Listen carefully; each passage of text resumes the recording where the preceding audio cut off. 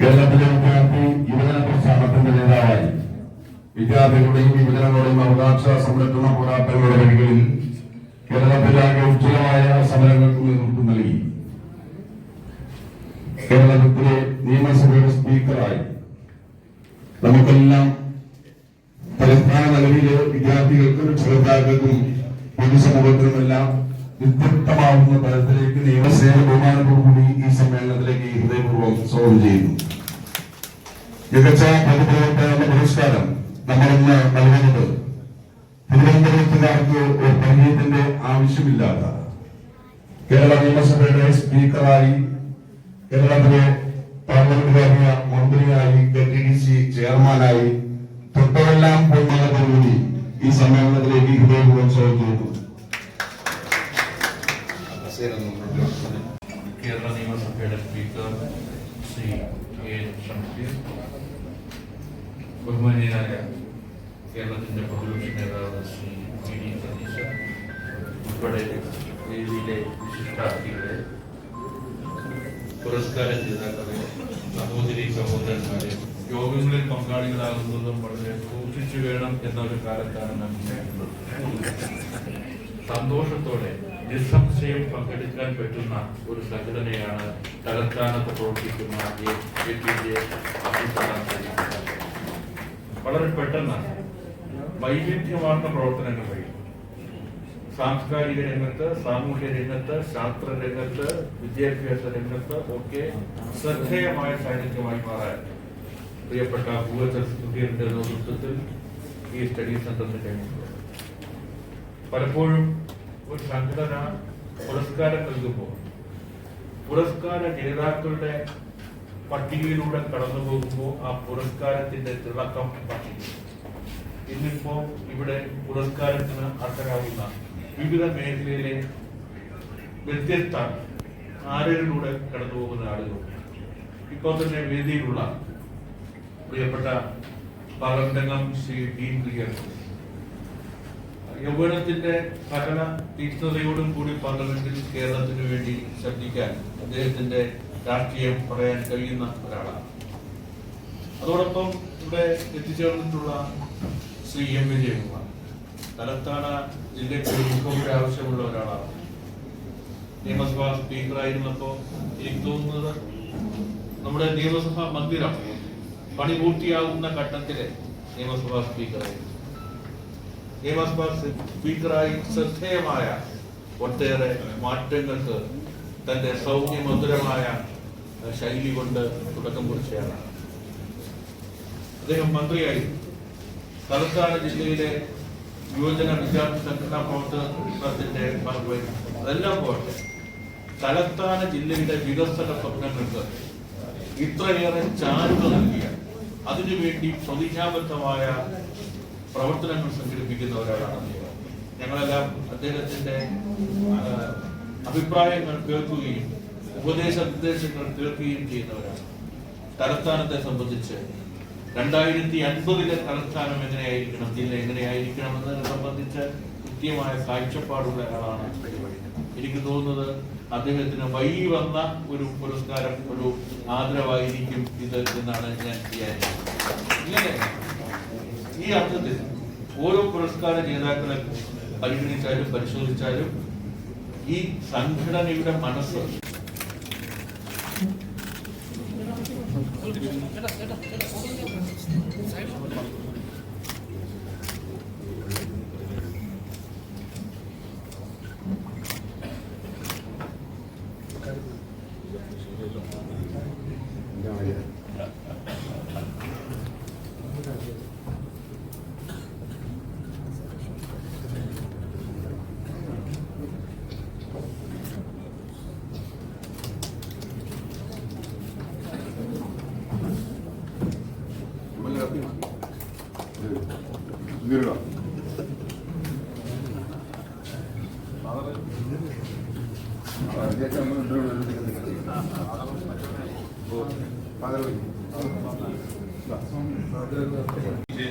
അബ്ദുൽ കലാം ട്രസ്റ്റിന്റെ സ്റ്റഡി സെന്ററിന്റെ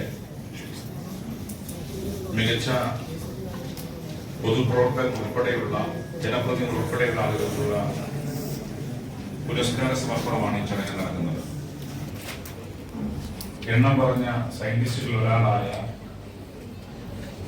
doctor APJ Abdul കലാമിന്റെ പേരിലാണ് ഈ സ്റ്റഡി സെന്റർ പ്രവർത്തിക്കുന്നത്. പേര് അനർത്ഥമാക്കുന്ന രീതിയിൽ സയൻസിനെ പ്രൊമോട്ട് ചെയ്യാനായിരിക്കും ഈ സ്റ്റഡി സെന്റർ പ്രതിനിധിച്ചില്ല. കാര്യം നടന്നില്ല അപ്പൊ കുറ്റം പറയും, അയാളെ പോയി കണ്ടു, നടന്നില്ല. നടന്നില്ല എന്ന കാര്യം മൈക്ക് വെക്കുന്നവർ നടന്ന കാര്യമായിരുന്നു പറയുന്നത്. അതൊരു സൈക്കോളജിയാണ്. ഏതെങ്കിലും ഒരു കാര്യത്തിന് MLA കണ്ടു, MP കണ്ടു, മന്ത്രിയെ കണ്ടു, നടന്നില്ലെങ്കിൽ വൈദ്യുതിയേക്കാൾ വേഗത്തിൽ ജനങ്ങളിലേക്ക് എത്തിക്കാൻ പറ്റുകയാണ്. എന്നാൽ ഇന്ന കാര്യം ഞാൻ പോയി കണ്ടപ്പോ എനിക്ക് ചെയ്തു തന്നു ഇന്ന് പ്രചരിപ്പിക്കാൻ പലരും തയ്യാറാവാറില്ല എന്നതാണ്. അതിൽ ഞാൻ ഉൾപ്പെടുന്ന ജനപ്രതിനിധികൾ ആക്ഷേപ പരാതിയില്ല. കാരണം ഞങ്ങൾ ജനങ്ങൾക്ക് വേണ്ടി പ്രവർത്തിക്കാൻ ഇറങ്ങി പുറപ്പെട്ടവരാണ്. ജനങ്ങളിൽ നിന്ന് എന്തെങ്കിലും തിരിച്ചു കിട്ടുമെന്ന് പ്രതീക്ഷിച്ചല്ല. ജനസേവനം ഒരു ഘട്ടത്തിൽ തെരഞ്ഞെടുത്താണ് ഈ ഇരിക്കുന്ന സ്റ്റേജിലെ ഭൂരിഭാഗം പേരും ഏതെങ്കിലും അവാർഡുകൾ ലഭിക്കാത്തതിലോ കിട്ടാത്തതിലോ നമുക്ക് ആർക്കും ഒരു പരാതിയില്ല. ഏതായാലും അതൊരു ഇനീഷ്യേറ്റീവാണ് APJ അബ്ദുൽ കലാം സംഘടിപ്പിച്ചത്. സ്റ്റഡി സെന്റർ MP MLA മുതൽ താഴെത്തട്ടിലെ ഗ്രാമപഞ്ചായത്തിൽ പ്രവർത്തിക്കുന്ന ആളുകളെ ആദരിക്കാൻ മുന്നോട്ട് വന്നുകൊണ്ടുള്ളത് സന്തോഷകരമായ കാര്യമാണ്. സന്തോഷകരമായ കാര്യം അത് APJ അബ്ദുൽ കലാമിന്റെ പേരിലാകുമ്പോൾ അതിന്റെ സന്തോഷം ഇരട്ടിക്കുന്നു എന്നുള്ളതാണ്. തീർച്ചയായും ഈ അവാർഡിൽ ഇരിക്കുന്ന ജനപ്രതിനിധികളുടെ ഏറ്റുവാങ്ങുന്ന ജനപ്രതിനിധികളുടെ ഉത്തരവാദിത്വം വർദ്ധിപ്പിക്കും എന്ന കാര്യത്തിൽ ഒരു സംശയവുമില്ല. ഒപ്പം അവരുടെ മനസ്സിൽ ഒരു സന്തോഷവും ഉണ്ടാവും. കാരണം ഒരു അംഗീകാരം ലഭിച്ചല്ലോ, ആ അർത്ഥത്തിൽ ഒരു സന്തോഷവും അവർക്കുണ്ടാവും എന്നുള്ളതാണ്. പുരസ്കാരങ്ങൾ പലതുണ്ട് ഈ രാജ്യത്ത്. സിവിലിയൻ അവാർഡുകളുണ്ട്. പക്ഷെ ഇപ്പൊ കണ്ടുവരുന്ന പ്രവണത പല അവാർഡുകളും ഗ്രാറ്റിറ്റ്യൂഡാണ്. ചെയ്തു തന്ന സഹായങ്ങൾക്കുള്ള ഗ്രാറ്റിറ്റ്യൂഡായി പല പുരസ്കാരങ്ങളും രാജ്യത്ത് മാറുന്നു. രാജ്യത്തെ പരമോന്നത സിവിലിയൻ പുരസ്കാരങ്ങൾപ്പെട്ട ഒന്നാണ് പത്മഭൂഷൺ. പത്മഭൂഷൺ ലഭിച്ച ചിലരുടെ പേര് ഞാനിവിടെ പറയാം. ചന്ദ്രശേഖർ സോമാപുര. അദ്ദേഹത്തിന് പത്മഭൂഷൺ കൊടുത്തു. കാരണം അദ്ദേഹം രാമക്ഷേത്ര നിർമ്മാണത്തിന് വേണ്ടി ആർക്കിടെക്ചറൽ വർക്കിന് നേതൃത്വം കൊടുത്ത വ്യക്തി എന്ന നിലയിലാണ്. മറ്റൊരാളുടെ പേര് കൂടി ഞാനിവിടെ പറയാം. അത് ആചാര്യ കുണാൽ IPS എന്നാണ്. ആചാര്യ കുണാൽ IPSന് പത്മഭൂഷൺ കൊടുക്കാനുള്ള കാരണം 92-ലെ ബാബരി മസ്ജിദിന്റെ പതനത്തിന്റെ ഘട്ടത്തിൽ, അത് തകർക്കുന്ന ഘട്ടത്തിൽ ബാബരി മസ്ജിദ് ഉള്ള സ്ഥലത്തെ ലോ ആൻഡ് ഓർഡർ കൈകാര്യം ചെയ്ത IPS ഓഫീസർ എന്ന നിലയിലാണ്. മൂന്നാമത്തെ പേര് CS വൈദ്യനാഥൻ എന്നാണ്. ഇന്ത്യയിൽ അറിയപ്പെടുന്ന ലോയറാണ്. അദ്ദേഹത്തിന് ലഭിക്കാനുള്ള കാരണം ബാബരി മസ്ജിദ് രാം ജന്മഭൂമി ലീഗൽ ഡിസ്പ്യൂട്ട് സെറ്റിൽ ചെയ്യാൻ മീഡിയേറ്ററായി നിന്നു എന്നതിന്റെ പേരിലാണ്. നാലാമത്തെ ഒരാളുടെ പേര് JS കെഹാർ എന്നുള്ളതാണ്. JS കെഹാർ സുപ്രീം കോടതി ചീഫ് ജസ്റ്റിസ് ആയിരുന്നു. ബാബരി മസ്ജിദ് രാമജന്മഭൂമി ഡിസ്പ്യൂട്ട് സെറ്റിൽ ചെയ്യാൻ സുപ്രീം കോടതിയിലെ നേതൃത്വം കൊടുക്കുന്നതാണ്. അഞ്ചാമത്തെ വ്യക്തിയുടെ പേര് ഗണേഷ് പ്രസാദ് എന്നുള്ളതാണ്. അദ്ദേഹത്തിന് കൊടുക്കാനുള്ള കാരണം വേദിക് റിസർച്ചിനകത്ത് അഗാധമായ പാണ്ഡിത്യമുണ്ട് എന്ന് പറഞ്ഞുകൊണ്ടാണ്. ആറാമത്തെ ആളുടെ പേര് സ്വാതി റിതാംബര എന്നതാണ്. സ്വാതി റിതാംബര ദുർഗവാഹിനിയുടെ നേതൃത്വത്തിൽ പ്രവർത്തിക്കുന്ന വനിത എന്നുള്ളതാണ്. അവർ ബാബരി മസ്ജിദിന്റെ പതനത്തിന് വേണ്ടി നേതൃത്വം കൊടുക്കാൻ പ്രവർത്തിച്ച സംഘടന നേതാവായിരുന്നു. ഇതാണ് രാജ്യം. ഓരോ ഘട്ടത്തിലും തങ്ങൾക്ക് എന്താണോ സഹായം ചെയ്തിരുന്നത് ആ സഹായം ചെയ്തവർക്കുള്ള പ്രത്യുപകാരമായി രാജ്യത്തെ പരമോന്നത സിവിലിയൻ പുരസ്കാരം ഈ രാജ്യത്ത് മാറുന്നുണ്ട്. ഈ ഒരു ഘട്ടത്തിലാണ് ഈ അവാർഡിന്റെ പ്രസക്തി വർദ്ധിക്കുന്നത്. ഏതെങ്കിലും തരത്തിൽ നിങ്ങൾക്ക് പ്രത്യുപകാരം ചെയ്തവർക്കല്ല നിങ്ങൾ ഈ അവാർഡ് കൊടുക്കുന്നത്. മറിച്ച് നിങ്ങൾ അർഹരെ കണ്ടെത്തുന്നു.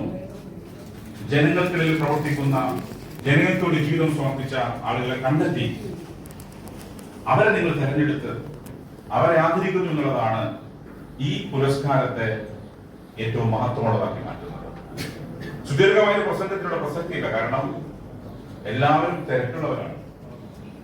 എല്ലാവരും തിരക്കുള്ളവരാണ് എന്ന് എന്റെ വായിൽ നിന്ന് വാക്ക് വന്നപ്പോൾ തന്നെ നിങ്ങളുടെ മുഖത്തെ പുഞ്ചിയിൽ നിന്നും ഞാൻ ഗ്രഹിച്ചെടുക്കേണ്ട കാര്യം, നിങ്ങൾ ആഗ്രഹിക്കുന്ന കാര്യം ഞാൻ പറഞ്ഞു എന്നുള്ളതാണ്. എനിക്ക് ശേഷം പ്രതിപക്ഷ നേതാവുണ്ട്, ഒരുപാട് പേരുണ്ട്. അതുകൊണ്ട് ചെയ്യാൻ സാധിക്കുന്ന കാര്യം വളരെ ചുരുക്കി സംസാരിക്കേണ്ടതാണ്. ഏതായാലും രാജ്യം ഒരു പ്രത്യേക ഘട്ടത്തിലൂടെ കടന്നു പോകുന്നു. പ്രത്യേക ഘട്ടത്തിലൂടെ കടന്നു പോകുന്നു എന്ന് പറയുമ്പോഴും ഞാൻ കടുത്ത ഓപ്റ്റിമിസ്റ്റാണ്. ഈ കാലവും കഴിഞ്ഞു പോകും. ഈ പ്രതിസന്ധികളെ, ഈ പ്രതിബിംബങ്ങളെ ഈ രാജ്യം അതിജീവിക്കും. കാരണം ഈ രാജ്യത്തിന്റെ ഘടന അറഗൻസിന്, ധാർഷ്ട്യത്തെ ചോദ്യം ചെയ്ത ഘടനയാണ്. അതുകൊണ്ട് തന്നെ ഇപ്പോഴുള്ള ഇതെല്ലാം കഴിയും. ഇതെല്ലാം അതിജീവിച്ച് ഈ രാജ്യത്തിന്റെ ജനാധിപത്യം ഉയർന്നു തന്നെ നിൽക്കും. ഈ രാജ്യത്തിൽ ഒരു ഭരണഘടനയുണ്ട്. ആ ഭരണഘടന ഏതാണ്ട് 3 വർഷത്തിനടുത്ത ദീർഘകാലത്തെ ചർച്ചകൾക്കിടയിലുണ്ടായിരുന്ന ഭരണഘടനയാണ്. ആ ഭരണഘടനയ്ക്ക് പകരം ഒരു പുതിയ ഭരണഘടന ഈ കഴിഞ്ഞ ദിവസം പ്രഖ്യാപിച്ചു. അമ്പൈലിയോടെ വെച്ച് മഹാകുംഭമേളയിൽ വെച്ച്. അത് ഹിന്ദു സ്കോളേഴ്സ് നേതൃത്വം കൊടുക്കുന്ന ഭരണഘടനയാണ്.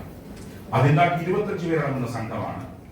ആ ഭരണഘടന പ്രത്യേകത, ആ ഭരണഘടന പറയുന്നത് MLA, ബഹുമാന്യനായ സ്പീക്കർ CM ഷംസീർ, പ്രിയപ്പെട്ട ഇന്ന് അവാർഡ് ജേതാക്കളെ, വേദിയിലും സദസ്സിലിരിക്കുന്ന പ്രിയപ്പെട്ടവരെ, ഡോക്ടർ APJ അബ്ദുൽ കലാം ജനമിത്ര പുരസ്കാര വിതരണമാണ് ഇവിടെ നടത്തുന്നത്. ഈ പരിപാടി മനോഹരമായി സംഘടിപ്പിച്ച ഭാരവാഹികൾ എല്ലാവരെയും ഞാൻ പ്രത്യേകമായി അഭിനന്ദിക്കുന്നു. നേരത്തെ ബഹുമാനപ്പെട്ട സ്പീക്കർ പറഞ്ഞ കാര്യം ഞാൻ പറയണം എന്ന് വിചാരിച്ചിരുന്ന കാര്യമാണ്. പൊതുപ്രവർത്തകരെ അവാർഡ് നൽകി ആദരിക്കുമ്പോൾ ഒരു സന്തോഷം തോന്നും. കാരണം എപ്പോഴും കല്യാണം മാത്രം കിട്ടുന്നവരാണ് പൊതുപ്രവർത്തകരായിട്ടുള്ളത്. അവരുടെ ജീവിതം ഒരുപാട് പ്രയാസങ്ങൾ നിറഞ്ഞതാണ്. ഇടയ്ക്കാണെങ്കിൽ ഒരു പുഷ്പഹാരം ഇടയ്ക്ക് വല്ലപ്പോഴുമാണ് ലഭിക്കുന്നത്. നല്ല വാക്ക് കേൾക്കുന്നതും വളരെ കുറവായിട്ടാണ്. ഞാൻ ഈ പുതിയതായിട്ട് ജയിച്ചു വരുന്ന MLA-മാരൊക്കെ കുറച്ച് ദിവസം ഓടിക്കഴിയുമ്പോൾ പറയും, ഇത് നല്ല പാടാണല്ലോ ചേട്ടാന്ന്. ഞാൻ പറയും, ഇത് ശരിക്കും നമ്മൾ ചെയ്യുന്ന ജോലി ഡൊമസ്റ്റിക് സെർവന്റിന്റെ ജോലിയാണ്. ശരിക്കും MLA ചെയ്യും. വലിയ താമസമില്ലാതെ ഇലക്ട്രിസിറ്റി ചാർജ് കൂടി അടയ്ക്കാൻ വേണ്ടി ബില്ല് കൂടി നമ്മളെ തരുന്ന കാലം വിദൂരമാണ്.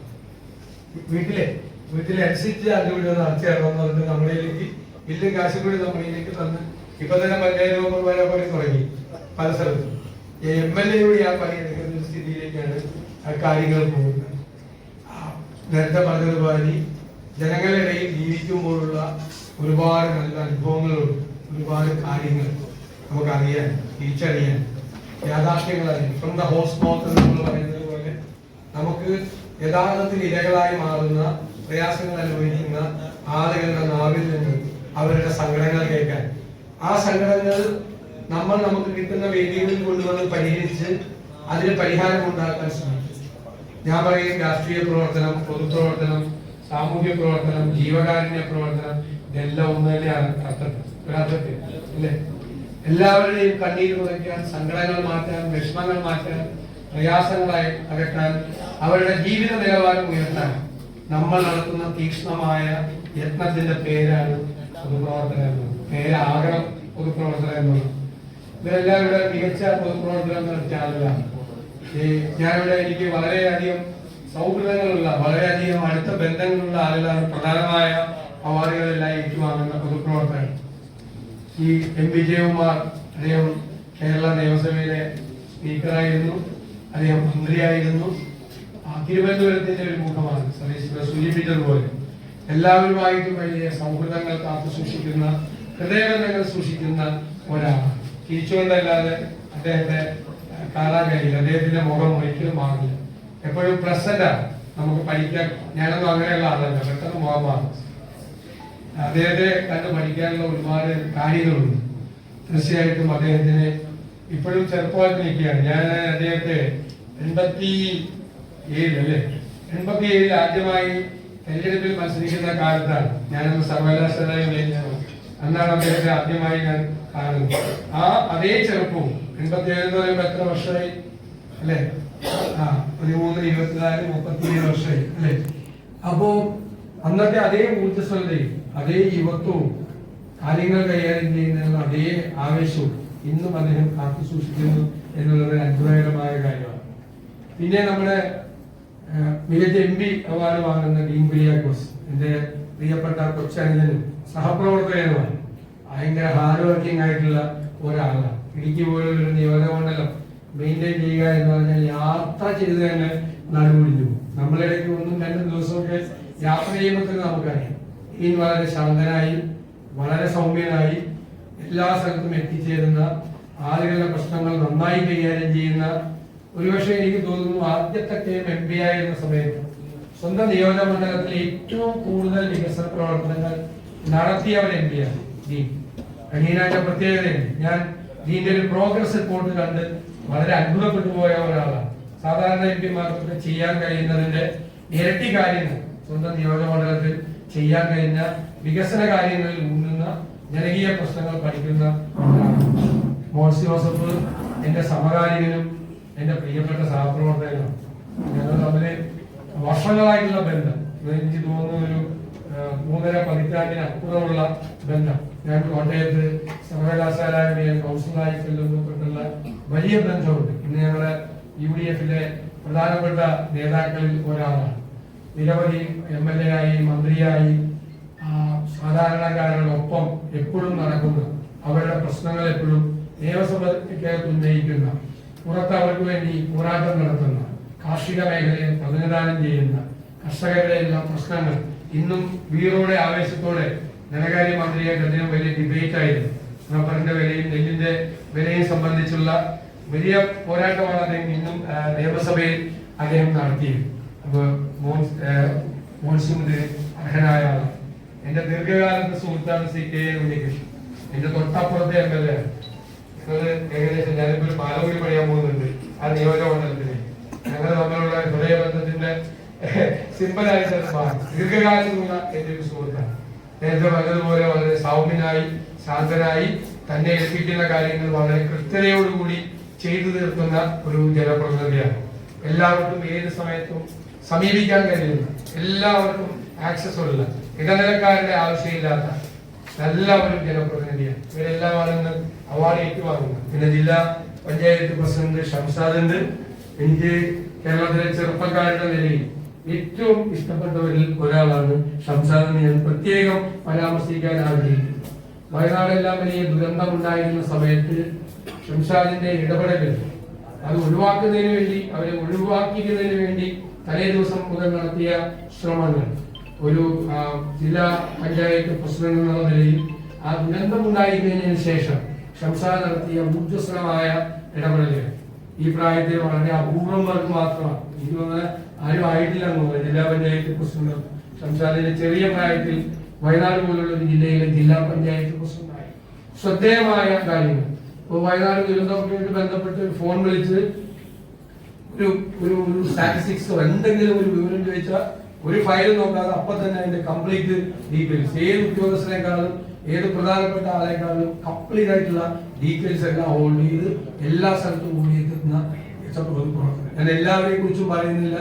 എല്ലാവരും അവരവരുടെ മേഖലകളിൽ പ്രാവീണ്യം തെളിയിച്ച ആളുകളാണ്. ഒരുപാട് പേർ ഇതിന്റെ സുഹൃത്തുക്കളായിട്ടുണ്ട്. ഏറ്റവും പ്രിയപ്പെട്ടവരുണ്ട്. ഏറ്റവും നമ്മൾ ആദരിക്കുകയും സ്നേഹിക്കുകയും ബഹുമാനിക്കുകയും ചെയ്യുന്ന ആളുകൾക്ക് അവാർഡ് കൊടുക്കാൻ കഴിയുക എന്ന് പറയുന്നത് I am also privilege and delighted. ചിലപ്പോ ചിലരെ ആദരിക്കുമ്പോൾ നമ്മൾ കൂടി ആദരിക്കപ്പെടും. ഞാൻ കൂടി ആദരിക്കപ്പെടുന്ന സന്തോഷത്തിലാണ് ഞാനിവിടെ നിൽക്കുന്നത്. ഒരിക്കൽ കൂടി എല്ലാ സംഘാടകരെയും പ്രത്യേകമായി നന്ദി പറഞ്ഞുകൊണ്ട് അവാർഡ് ജേതാക്കളെ എല്ലാവരെയും അഭിനന്ദിച്ചുകൊണ്ട് നമുക്ക് എല്ലാവർക്കും അഭിമാനമായ ഡോക്ടർ APJ അബ്ദുൽ കലാമിന്റെ നാമധേയത്തിലാണ് ജനമിത്ര എന്ന ഈ അവാർഡ് നിങ്ങളെല്ലാവരും ഏറ്റുവാങ്ങുന്നത്. എല്ലാവർക്കും അഭിനന്ദനങ്ങളും ആശംസകളും നൽകി. യുവ ജനതയുടെ പ്രതീകം ശ്രീ ഡീൻ കുര്യാക്കോസ് സ്നേഹപൂർവ്വം പുരസ്കാരം നൽകുന്നു. ബഹുമാനപ്പെട്ട പ്രതിപക്ഷ നേതാവ് ശ്രീ ഉദയഗിരി സതീശൻ അവരുടെ പ്രിയപ്പെട്ട ശ്രീ ഡീൻ കുര്യാക്കോസിന് APJ അബ്ദുൽ കലാം സ്റ്റഡി സെന്ററിന്റെ ഹൃദയം നിറഞ്ഞ ആശംസകൾ അറിയിക്കുന്നു. മികച്ച നിയമസഭാ സാമാജികൻ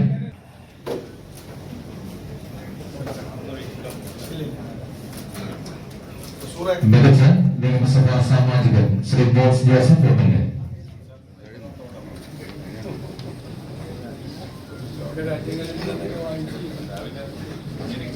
തുടർന്ന് മികച്ച നവാഗത നിയമസഭാ സാമാജികനുള്ള പുരസ്കാരം ശ്രീ കെ.എൻ. ഉണ്ണികൃഷ്ണൻ എം.എൽ.എ. ഏറെ സ്നേഹ ബഹുമാനത്തോടെ സ്വാഗതം ചെയ്യുന്നു. മികച്ച നവാഗത നിയമസഭാ സാമാജികനുള്ള പുരസ്കാരമാണ് ശ്രീ കെ.എൻ. ഉണ്ണികൃഷ്ണൻ എം.എൽ.എ.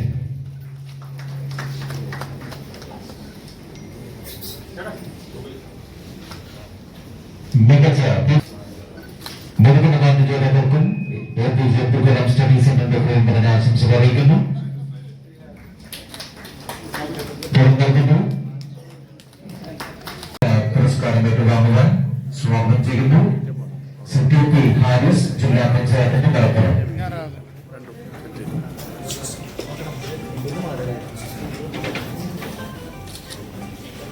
സ്വാഗതം ചെയ്യുന്നു മികച്ച കോർപ്പറേഷൻ കൗൺസിലുള്ള അവാർഡാണ് ശ്രീമതി സബിതാദേവി, വിദ്യാഭ്യാസ കായിക കാര്യ ചെയർപേഴ്സൺ, കൊല്ലം കോർപ്പറേഷൻ. സ്വാഗതം ചെയ്യുന്നു മികച്ച കോർപ്പറേഷൻ കൗൺസിലുള്ള പുരസ്കാരം ഏറ്റുവാങ്ങാൻ ശ്രീമതി എസ് സബിതാദേവിയെ വേദിയിലേക്ക് സ്നേഹ ബഹുമാനങ്ങളോടെ സ്വാഗതം ചെയ്യുന്നു.